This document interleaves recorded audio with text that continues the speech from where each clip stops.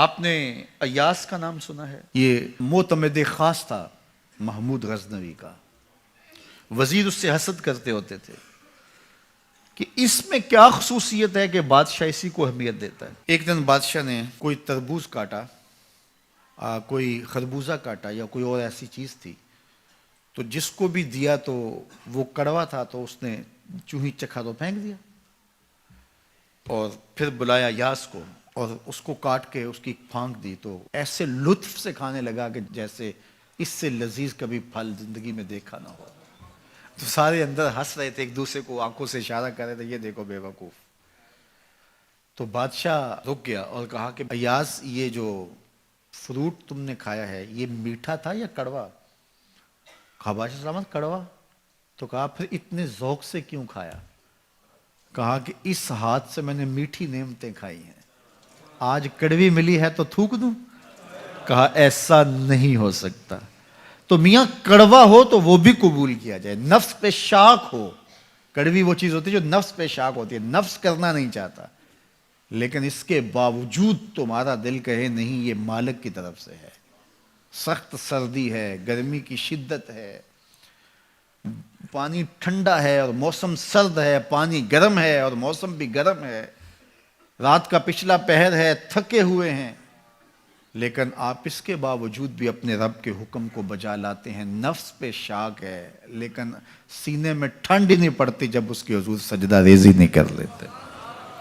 تو اس کے حکموں کو بجا لانا اور اپنے نفس کو پیچھے کر دینا اور اپنی خواہشات کے گلے پہ چھری پھیر دینا اور مالک کی رضا میں اپنے آپ کو گم کر دینا، یہی زندگی ہے اور یہی بندگی ہے. تو اس لیے مجھے اور آپ کو اس بات پہ غور اور تدبر کرنا چاہیے کہ ہم اس مختصر زندگی کو اللہ کے احکام کی مطابقت میں گزارنے کا عزم کریں. وہ بات چھوٹی سے چھوٹی ہو یا وہ بات بڑی سے بڑی ہو، وہ احکام ہماری زندگی کے اندر نافذ العمل ہو.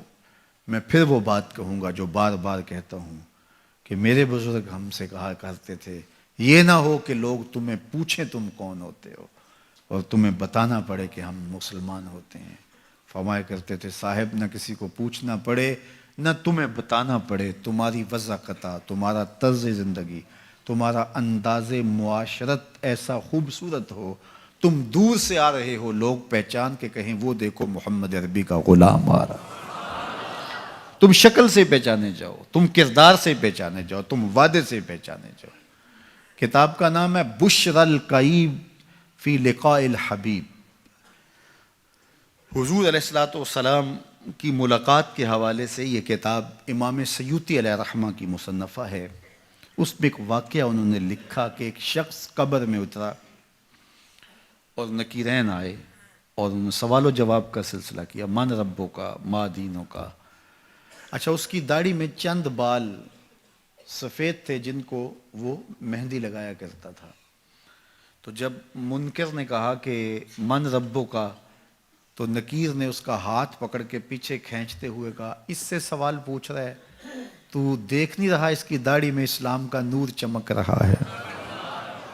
اس کی داڑھی میں اسلام کا اجالا تمہیں دکھائی نہیں دے رہا؟ تو تمہاری وضع قطعی ایسی ہو کہ فرشتے بھی دیکھیں کہ یہ حضور کا غلام آ رہا ہے، یہ حضور کا نوکر آ رہا ہے. نور آنکھوں میں تو چہروں پہ اجالے ہوں گے، مصطفیٰ والوں کے انداز